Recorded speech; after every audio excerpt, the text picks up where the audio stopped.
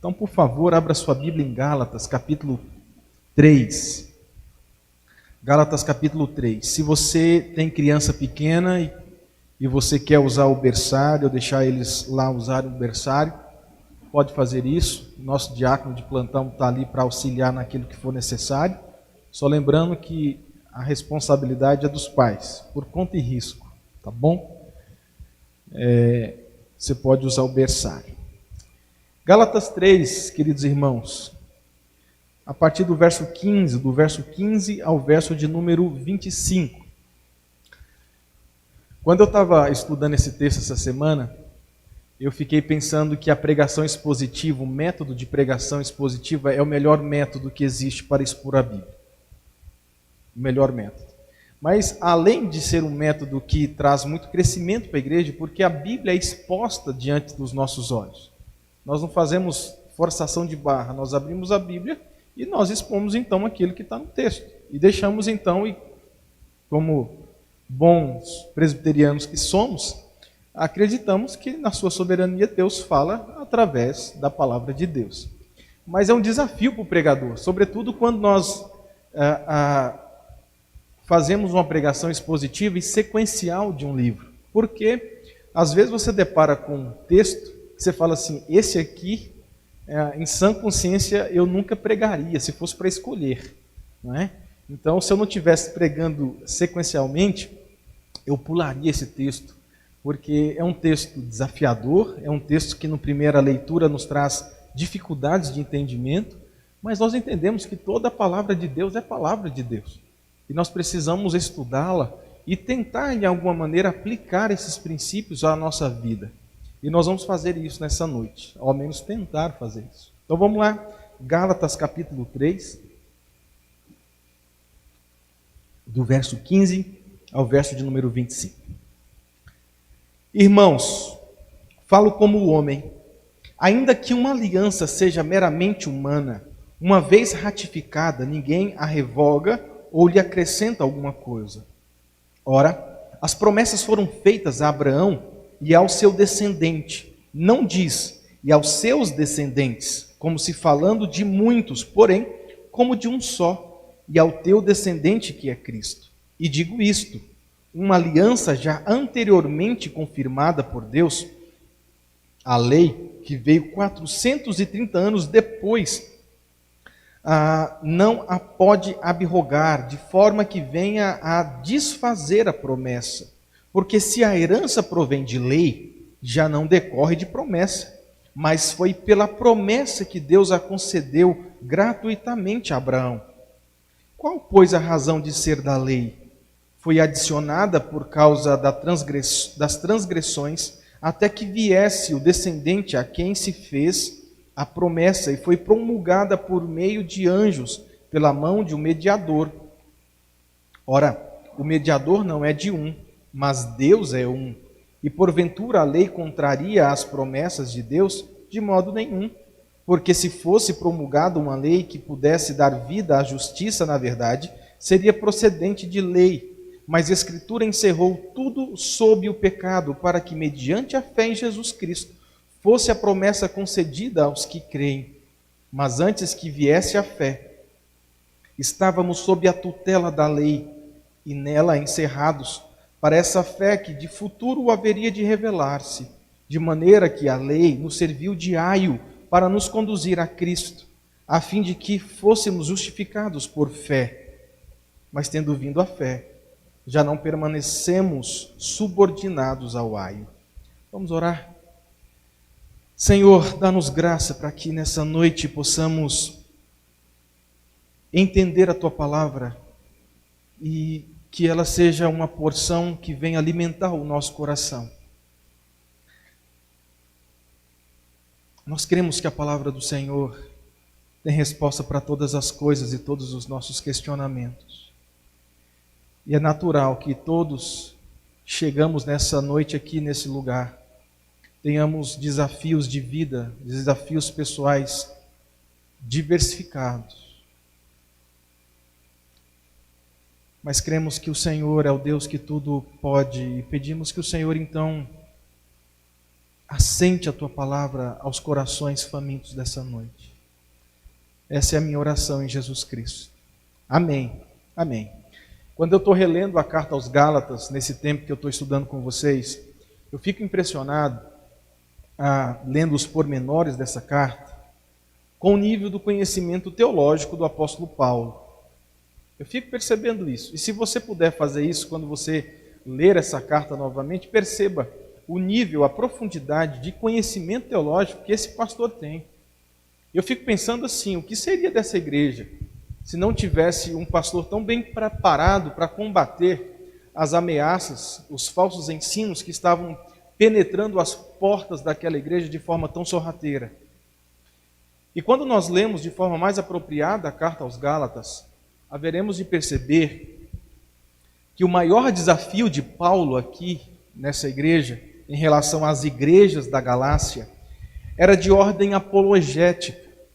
Não era tanto de ordem prática, mas de ordem apologética. Pastor, o que você quer dizer com isso? Eu estou dizendo que o maior desafio de Paulo com essas igrejas que compunham a região da Galácia, e essa carta que ele escreve aos Gálatas é para ser lida nessa região de igrejas,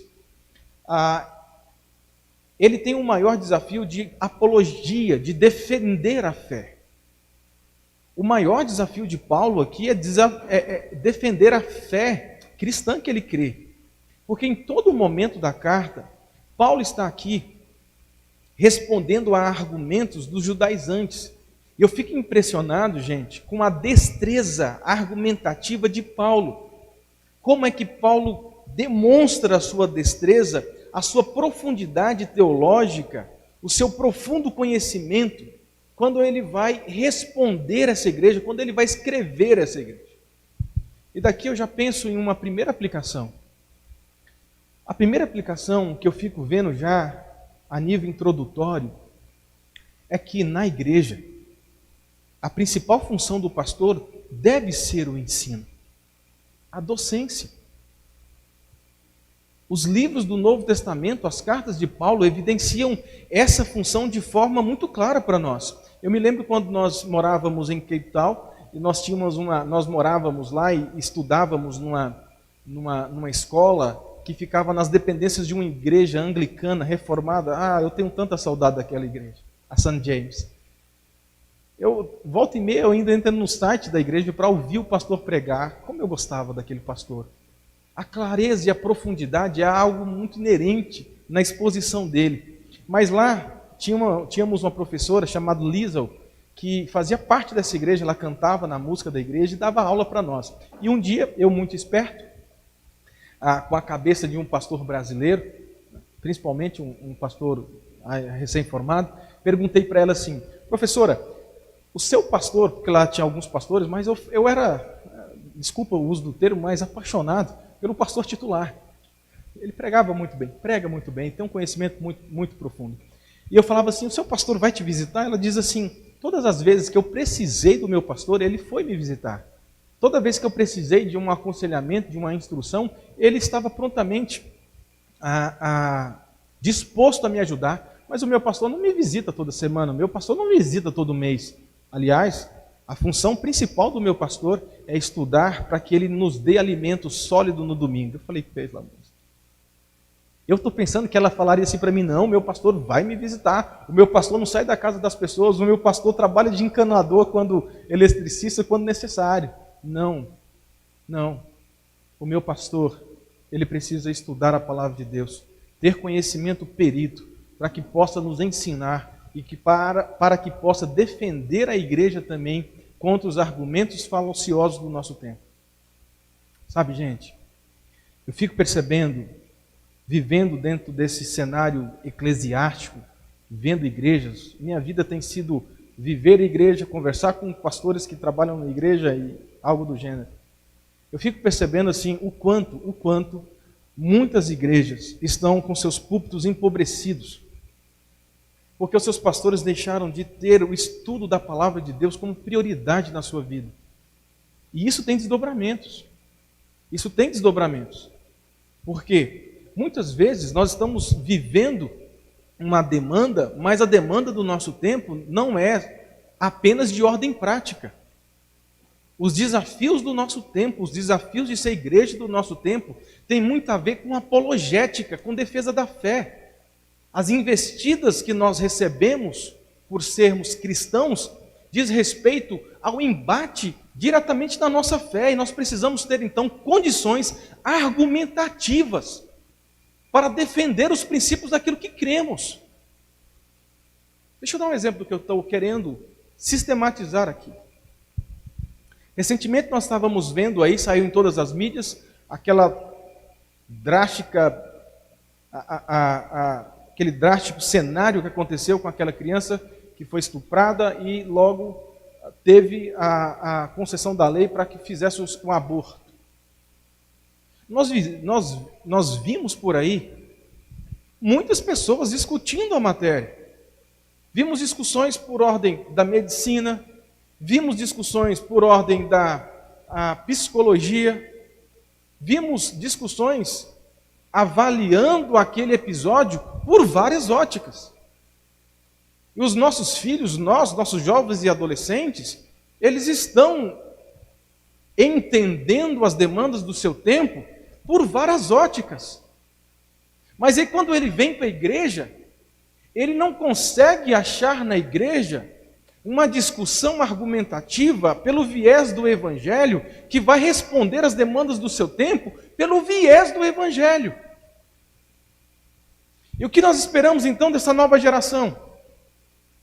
Quando achamos e vemos que eles estão encantados pelos argumentos que eles acham na escola, que eles acham na internet, na televisão, eles ficam encantados com a forma argumentativa que as pessoas estão elaborando sobre temas atuais, mas na igreja ele não consegue ver, ele não consegue enxergar que o Evangelho tem uma resposta muito mais sólida do que qualquer outro argumento.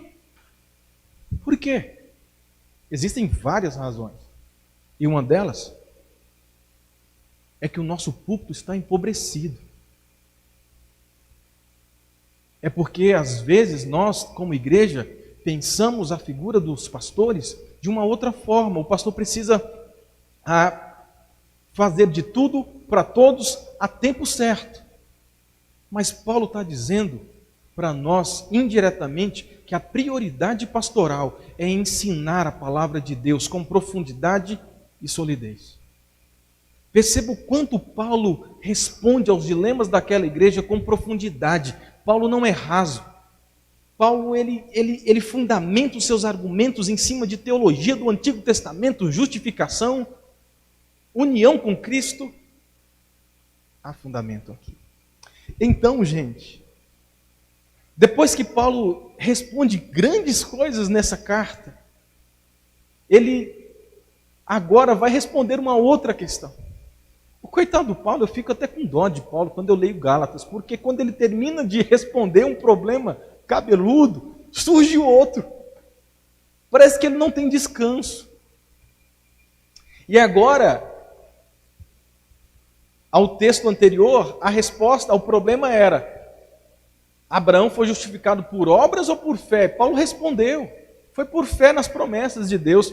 Paulo termina de responder essa questão, surge uma outra questão. E Paulo, de certo, diga assim: poxa, esse povo não me dá tempo mesmo. A questão agora é outra. A questão agora é a seguinte: se Abraão foi justificado pela fé nas promessas de Deus, e ele foi, Paulo acabou de dizer que foi, qual é a razão de Deus estabelecer a lei? Difícil a pergunta. Se a promessa não foi suficiente para justificar Abraão, por que existe a lei? E aqui nós estamos sintetizando a lei nos 10 mandamentos para ser um pouco mais simples, porque existiam vários outros tipos de leis, mas os 10 mandamentos, ele condensa as leis morais, que fala sobre a nossa moralidade, mas existiam leis cerimoniais, leis jurídicas e outras leis que eles estabeleciam como leis pormenores. Mas pensemos aqui nos 10 mandamentos. Por que Deus estabeleceu a lei? E agora, o que Paulo vai fazer? Paulo agora vai ter que responder essa pergunta. Paulo agora vai ter que responder a esse questionamento, então ele vai destinar a parte dessa carta para responder a essa pergunta: para que serve a lei? Para que serve a lei? E aí, gente, mexendo, futucando, estudando, eu fiquei assim, como é que eu poderia explicar isso para os meus irmãos? Eu tentei dividir esse texto em duas formas, e eu vou tentar ser prático. Se eu for simplista, por favor, me perdoe. A primeira coisa que esse texto nos ensina, ela ensina para nós dois princípios, dois ensinamentos que esse texto nos traz. O primeiro ensinamento que eu queria trazer para você nessa noite é, querido irmão, as promessas que Deus fez ao seu povo, elas nunca poderão ser alteradas. Pega isso.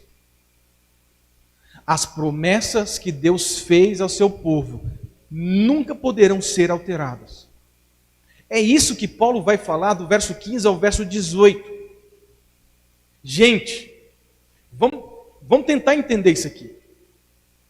Deus um dia firmou uma aliança, um compromisso com Abraão.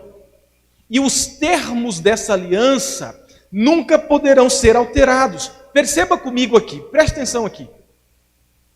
Perceba que Paulo enxerga aqui a aliança que Deus fez com Abraão como um testamento.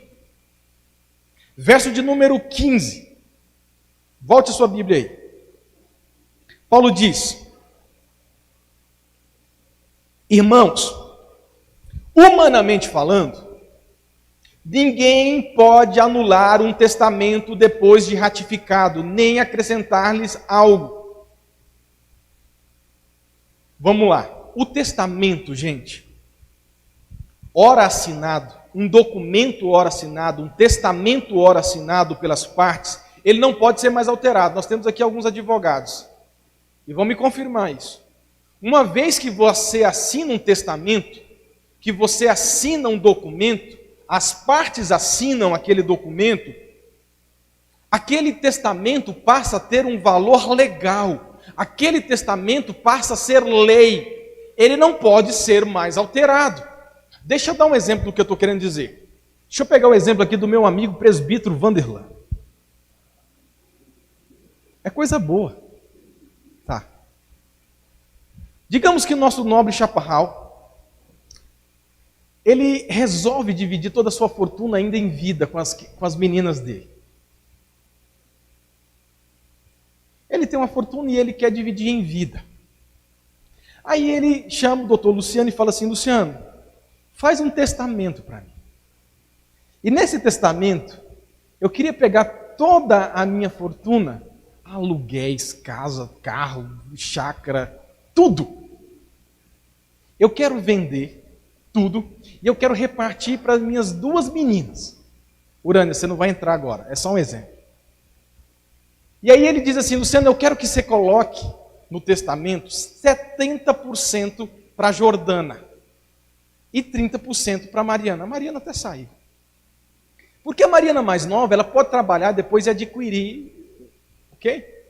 E aí então, o nosso nobre chaparral vai ver Jesus Cristo. Jesus chama ele. Ele vai morar com Jesus Cristo. E então as meninas têm conhecimento que há um testamento. E elas procuram o Luciano e falam assim: doutor Luciano, qual é o testamento que papai deixou? Olha, o testamento é esse aqui.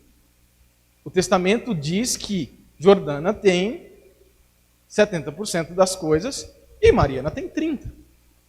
Mas Mariana fica extremamente inconformada com essa divisão. Não é justo. E ela então procura o doutor Luciano e diz assim: podemos alterar o testamento? E aí, doutor?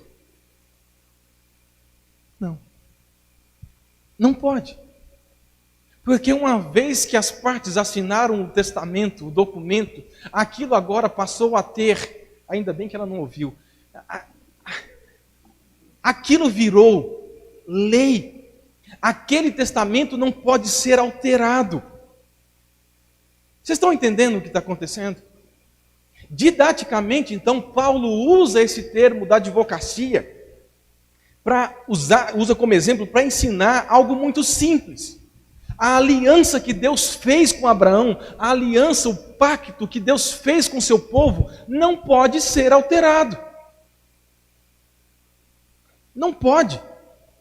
Deus não pode chegar agora para o seu povo e dizer assim: olha, aconteceu um problema, nós fizemos um trato, um pacto, eu fiz com Abraão, e esse trato, esse pacto, essa aliança, como queiram, ela tem poderes para descendência. Mas eu esqueci do seguinte: as circunstâncias mudaram, agora eu vou ter que voltar lá no trato com você, Abraão, porque eu não sabia que o negócio ia desandar, que ia haver a pandemia. Então eu preciso voltar lá no testamento e alterar. Deus não pode fazer isso. Porque se ele fizer isso, ele deixa de ser justo. Se ele fizer isso, ele mente. Se ele mente, portanto é injusto, ele não pode ser Deus. Se ele não soubesse aquilo que as circunstâncias posteriores à aliança, ele não é soberano, porque ele não consegue enxergar o futuro. Se ele não é soberano, ele não é Deus. Estão entendendo? Por isso então que Paulo diz no verso 17, quero dizer isto, por favor, confira na sua Bíblia. A lei que veio 430 anos depois. Depois do quê? Da aliança que Deus tinha feito com Abraão. Deus fez uma aliança com Abraão, assinou o testamento. Depois de 430 anos, Deus deu a lei a Moisés no Monte Sinai. Depois, 430 anos depois. E aí o Paulo está dizendo, aquela lei que Deus deu a Moisés 430 anos após, não pode anular aquele compromisso que Deus fez com Abraão. Por isso que ele diz, verso 17, a lei que veio 430 anos depois não anula a aliança previamente estabelecida por Deus, de modo que venha a invalidar a promessa. Então surge uma questão aqui. Por que Moisés deu a lei ao povo? Será que a promessa não era suficiente? O trato que Deus fez com Abraão não era suficiente? Ainda tinha que ter a lei. Perceba o que Paulo diz aqui no verso 17. A lei não anula a aliança. Ok, pastor, entendi isso. O que isso tem a ver com a nossa vida? Meu querido irmão, a aliança, a promessa que Deus fez com o seu povo é graça. É graça. Preste atenção no que eu quero dizer aqui. Talvez numa leitura muito preliminar nós falamos aqui, o que esse negócio tem a ver comigo? Lei, Antigo Testamento, Abraão, pacto, graça, sinal, aliança. Meu querido, é muito simples. A primeira coisa que eu aplico para a minha vida nesse texto é o seguinte: Deus tomou a iniciativa de estabelecer um relacionamento com o seu povo. Deus tomou a iniciativa de relacionar com você. Foi Deus que tomou a iniciativa de estabelecer um pacto com Abraão. Não foi Abraão que chegou diante de Deus e falou: Deus, pelo amor do Senhor mesmo, faz um relacionamento comigo, estabeleça um pacto comigo, estabeleça uma aliança comigo. Não! Foi Deus que foi atrás de Abraão. A iniciativa foi de Deus. E o mais majestoso de tudo isso é que quando Deus toma a iniciativa de ir a Abraão, Ele toma a iniciativa de ir até você. Olha que coisa linda isso aqui, gente. E por causa dessa aliança que Deus fez com Abraão e fez com seu povo, Ele conferiu a nós agora todos os direitos de sermos herdeiros de suas bênçãos. Meu querido irmão, qual a maior bênção que você pode herdar? A eternidade com o Senhor. Por que você hoje tem a certeza que vai morar no céu? Porque um dia Deus tomou a iniciativa de ir até você, de firmar com você uma aliança, um pacto, quando Ele diz: você agora será meu povo, você agora será herdeiro das minhas promessas, e legalmente, diante do papel, diante do testamento, você tem direito a todas as posses, a toda a herança que é cabível a um filho. Isso tem tudo a ver com a gente. E sabe, o que mais me encanta nesse tudo é que Deus estabeleceu esse relacionamento com você não por mérito, mas por graça. Ele não foi até Abraão estabelecer essa aliança porque Abraão se mostrava um ser justo, porque Abraão chamava a atenção de Deus. Deus não foi até você, Deus não salvou você, Deus não salvou a sua família porque Ele via mérito em você. Ele fez isso por graça. Por graça.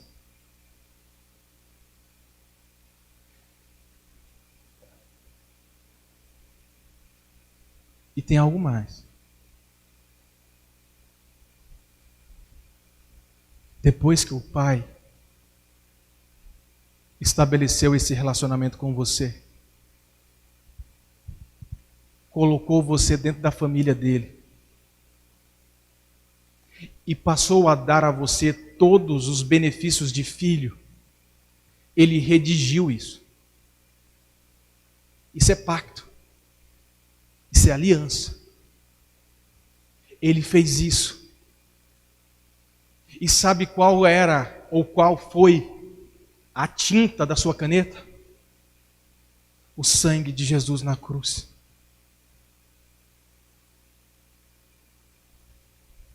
Você, Lucas, é meu filho. Você é herdeiro das minhas bênçãos. E não foi porque você tocava bonito. Foi porque eu quis e eu tomei a iniciativa de chamar você de filho, e agora você faz parte da minha família, e eu quero te provar que você faz parte da minha família. Eu redigi um testamento, uma aliança, e eu selei esse testamento com o sangue do meu filho. E tem uma coisa: não existe mais ex-filho. Você é filho para todo sempre. Porque a promessa não pode ser alterada. O testamento não pode ser alterado. É para todo sempre. Vocês estão vendo como a aliança, como o Antigo Testamento, como lei, se aplica a você? A segunda aplicação dessa primeira parte desse texto tem tudo a ver com a primeira. Deus prometeu. Mas a promessa de Deus, gente, envolvia redenção. Deus não prometeu a Abraão riqueza. Deus não prometeu a Abraão posses. Não, Ele não prometeu isso. Ele prometeu a Abraão que por meio da descendência dele viria aquele que daria redenção a todos aqueles que crescem no nome de Jesus Cristo. Ele fez uma promessa que, através da sua descendência, nasceria aquele que seria o redentor de todos os seus filhos. Essa foi a promessa. E Jesus Cristo cumpriu essa promessa quando Ele morreu na cruz para nos salvar. Portanto, a maior promessa que Deus te fez não é que você seria rico, que você seria bonito, que você teria os olhos que você sempre sonhou, que você teria casa própria, que você seria bem-sucedido. A maior promessa que Ele nos fez é que Ele daria Jesus Cristo para perdoar os pecados de todos aqueles que nele crescem. E agora eu vou trocar o microfone, a bateria do microfone, tá?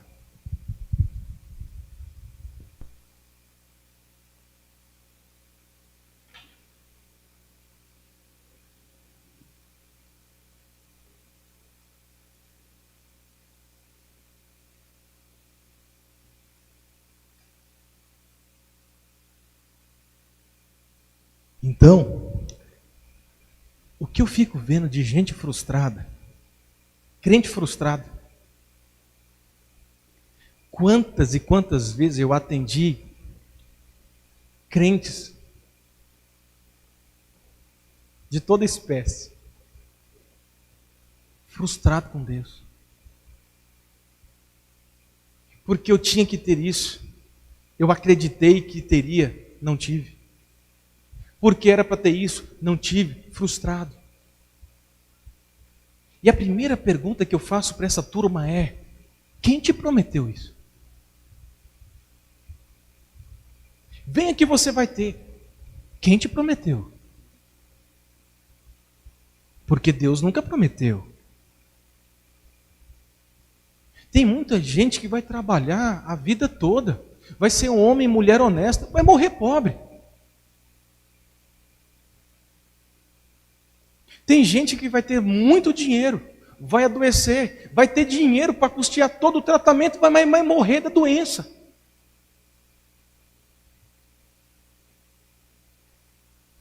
Porque Deus nunca nos prometeu essas coisas. Deus prometeu a nós que teríamos muita dificuldade na vida. Dificuldade financeira, dificuldade com relacionamento conjugal, dificuldade com criação de filhos. Ele sempre diz que isso iria acontecer, mas a promessa dele é que ele mandaria o Redentor Jesus Cristo. E esse Redentor Jesus Cristo redimiria não só as nossas vidas, mas redimiria relacionamentos quebrados, briga de pai com filho, de marido com esposa. Deus prometeu o Redentor. E esse Redentor pode mudar a sua existência, pode mudar a sua vida.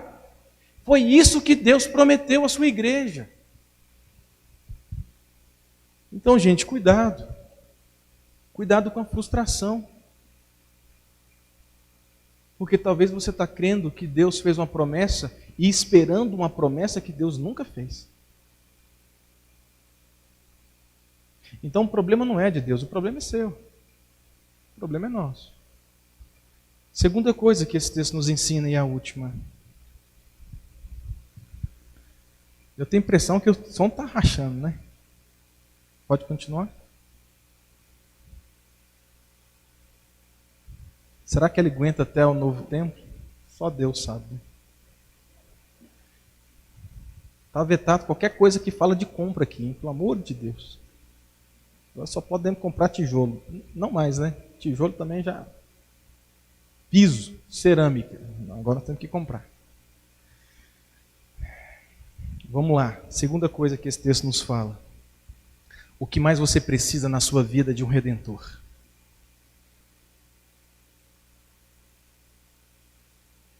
O que mais você precisa na sua vida de um Redentor? Você não precisa de mais dinheiro para viver. A vida que eu tenho é uma vida muito boa. O que eu ganho é suficiente para eu viver de forma digna. Tranquilo. Tranquilo. Eu não preciso de mais dinheiro. Eu preciso de um Redentor. Porque todos os meus comportamentos diários, me mostram que o dinheiro não vai redimir esses pecados que eu tenho. Eu preciso de um Redentor. E o pecado que eu luto e peço perdão hoje, eu faço ele amanhã. É mais uma evidência de que você precisa de um Redentor. Você não precisa de mais conforto. Você não precisa mais dinheiro para ser feliz, para ter sentido na sua existência.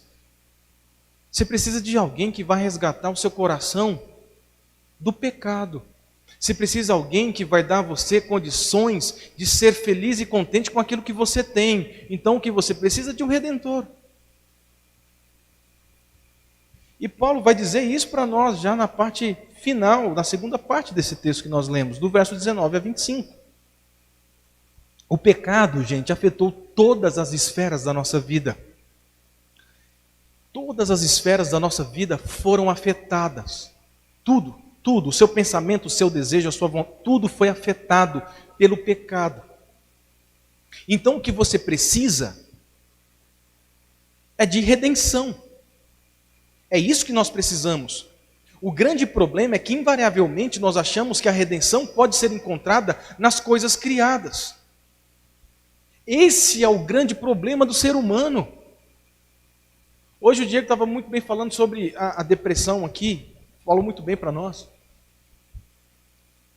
E o que tem de gente, nós estamos agora no Setembro Amarelo, né? A gente vai ver muita informação a esse respeito. Eu entendo que pode ter várias causas, até porque os estudiosos ainda não chegaram a uma conclusão definitiva sobre esse problema de depressão. Não chegaram.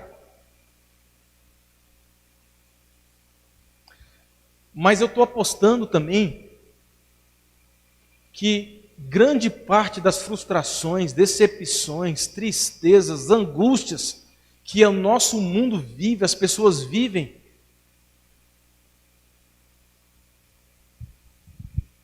é que elas querem encontrar sentido para a existência nas coisas criadas. Elas pensam que a estabilidade financeira pode dar sentido de existência. Quando elas adquirem uma estabilidade financeira e ela começa a gozar daquela estabilidade financeira, ela vai perceber que aquilo não dá sentido de existência. Então ela se frustra mais. Aí a mulher, a jovem que sempre sonhou em casar e ela tem sérias crises, diz assim: está vendo as minhas crises? As minhas crises é porque os meus desejos não são satisfeitos, eu preciso casar. E aí então ela casa, mas ela casa achando que o casamento será a redenção para os seus problemas, e não será. E ela casa e ela vai ter sérias crises no casamento, porque ela acha que aquilo ali, o príncipe encantado, iria satisfazer os desejos do seu coração. Não irá. E o povo continua pensando que as coisas que Deus criou podem satisfazer as vontades, os desejos do coração. E Deus está falando: não é a criação que satisfaz o desejo da alma, é o Criador. Então Paulo em Romanos diz: o homem ficou tão pervertido, que ele trocou o Criador pela criatura. Agora ele adora mais a criatura do que o Criador. E no final nós queremos ser felizes e satisfeitos. Não seremos. Porque nós estamos invertendo a ordem natural das coisas. É o Criador e a criatura, não a criatura primeiro, depois o Criador. Faz sentido, gente?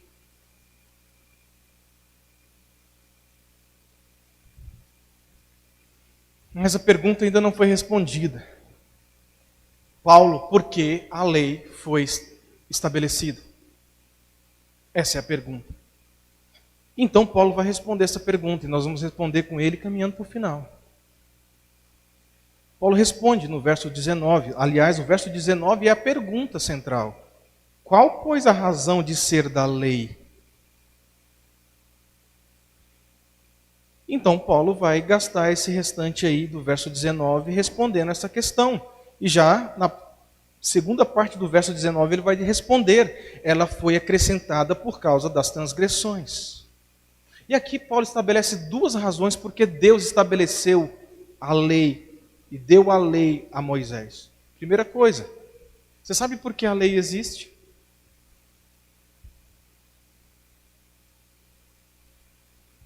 A lei existe para mostrar o nosso pecado. Como é que você sabe que você está moralmente errado? Porque existe uma lei que estabelece um padrão.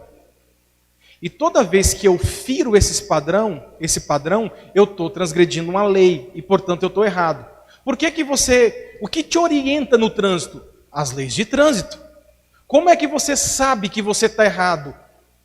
Porque existem leis. Por que você está errado quando você for um sinal vermelho? Ninguém faz isso. Porque você sabe que existe uma lei que diz que o sinal vermelho você tem que parar. Se não houvesse essa lei, você saberia que isso era um erro? Não. Deus deu a lei a Moisés para mostrar o nosso erro, o nosso pecado. É por isso que Paulo diz em Romanos 7 exatamente isso. Deus estabeleceu a lei a fim de mostrar para nós que existe um padrão de moralidade. Mas esse padrão de moralidade nós nunca vamos cumprir.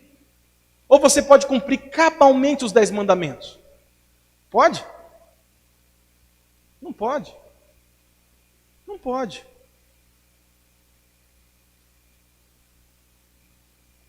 Não pode. Por isso que a lei foi estabelecida, gente. Eu estou caminhando para o final, mas é precioso você entender isso. Deus estabeleceu os 10 mandamentos dizendo assim: esse é o padrão de moralidade que eu espero de vocês. Mas então nós olhamos para a lei, a sintetizar os 10 mandamentos e dizemos assim: Deus, eu nunca consigo cumprir cabalmente os 10 mandamentos. Não adulterarás. Aquele que olhar para a mulher do outro com intenções impuras já adulterou. Todo mundo caiu nesse aí. Não matarás. O matarás ali está falando sobre assassinar o seu irmão. Jesus está dizendo: aquele que irá com seu irmão já matou ele no coração. Quem aqui nunca se irou contra o seu próximo, contra a sua esposa, contra o seu filho, contra um outro? Já caímos aí. Deus estabeleceu a lei para falar assim: vocês são incapazes de cumprir essa lei, portanto serem salvos pelo cumprimento da lei. A segunda coisa que Deus estabeleceu a lei, e é a última coisa, para mostrar para nós que nós precisamos de um Redentor. Está vendo a lei? Vocês não conseguem cumpri-la. Logo, alguém precisa cumpri-la para você. E esse alguém é Jesus Cristo. Você nunca vai ser salvo por cumprir cabalmente a lei. Você vai ser salvo porque um dia o Pai mandou o Filho para cumprir a lei no seu lugar. E você é salvo agora pela graça. Tudo é graça. Ok.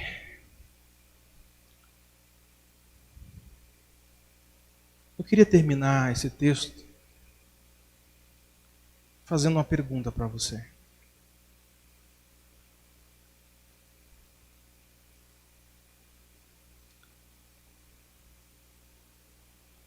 Como é que você enxerga as suas falhas? Como é que você lida com suas falhas?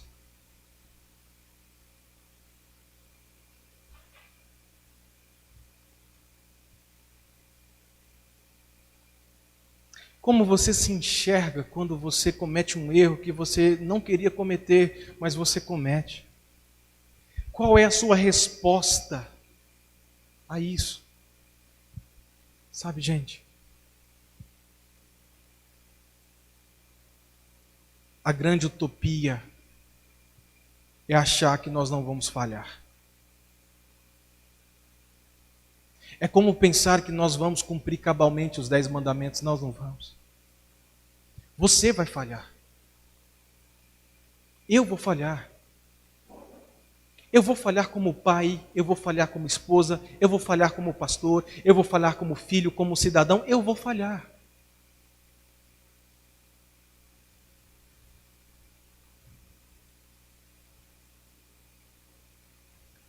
Mas as minhas falhas devem me conduzir à consciência que eu jamais vou conseguir cumprir todos os requisitos que são impostos a mim. Eu nunca vou conseguir cumprir todos os requisitos que são impostos a mim. Nunca. Você, minha irmã, nunca vai conseguir ser uma excelente esposa infalível, uma boa mãe, uma boa profissional, uma boa dona de casa. E eu fico vendo que muitas pessoas estão em parafuso por causa disso. Porque querem ser impecáveis em tudo. Não vão. Não vão. Nós sempre vamos falhar em algo. Se dê a essa condição. A falha é algo natural. É algo natural. E Deus já espera que você fale. Mas sabe, gente, essas nossas falhas, e você sabe as suas, elas não servem para nos culpar, mas as nossas falhas devem servir ao propósito de nos conduzir ao Redentor Jesus Cristo, que cumpriu todas as exigências da lei por mim, e agora esse Jesus Cristo me aceita como sou, um pecador em construção, um pecador em restauração.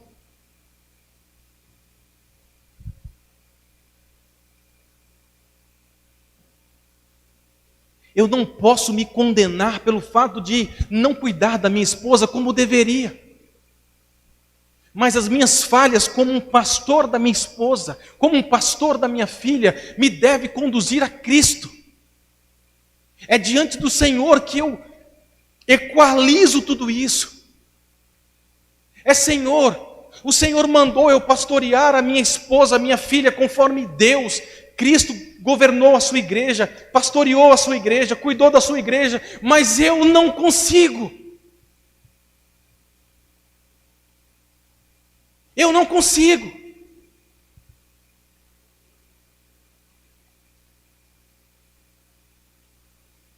Então eu fico vendo às vezes relacionamentos conjugais frustrados, porque a mulher pega todas as qualificações que o homem tem que ter na Bíblia e diz assim, olha, aqui ó, joga na cara dele. Você tem que ser isso, isso, isso, isso, você não está sendo. Ele não vai ser, minha irmã. Ele não consegue cumprir cabalmente a lei. É por isso que você precisa olhar para o seu cônjuge, para o seu marido, com viés da graça. Esse homem meu nunca vai conseguir fazer isso. Ele precisa da graça de Cristo. Tudo muda. Você não pode pegar a sua esposa e pegar lá Provérbios 31 e jogar na cara dela e está dizendo aí, ó, tá vendo? Você não faz nada do que está aí. Ela nunca vai fazer. Porque ninguém consegue cumprir cabalmente a lei. Precisamos da graça. O seu filho vai se revoltar em algum momento da vida. Ele não vai viver conforme você quer. E às vezes nós sofremos como pais, porque nós somos e vivemos uma utopia que os nossos filhos vão cumprir cabalmente a lei. Eles não vão, gente. Eles precisam do Redentor. E eu quero dizer exatamente isso. As nossas falhas pessoais, as nossas falhas coletivas, as nossas falhas familiares, devem nos conduzir a Jesus Cristo. Devem nos conduzir a dobrar os nossos joelhos e dizer realmente, eu não consigo. Mas graças a Deus, que existe uma que morreu na cruz, se fez lei, maldição por mim, e nele a redenção para os meus pecados. É isso que esse texto nos mostra. E era isso que eu queria deixar com você nessa noite. A graça. A graça para você. Vamos orar. Enquanto isso, os meninos vão posicionar aqui, nós vamos cantar. Enquanto eles cantam mais uma música, os presbíteros, por favor, venham à mesa para a gente partir a ceia do Senhor. Senhor, obrigado pela tua palavra. Obrigado porque ela é alimento para nós. Ajude os meus irmãos e a mim a viver a tua palavra. E que todas as nossas falhas, debilidades, nos conduzam ao Redentor Jesus Cristo. E que possamos olhar as falhas uns dos outros pelos óculos da graça de Deus. Aquele que nos aceita a despeito das nossas fragilidades. Aquele que nos aceita não por méritos, mas por graça.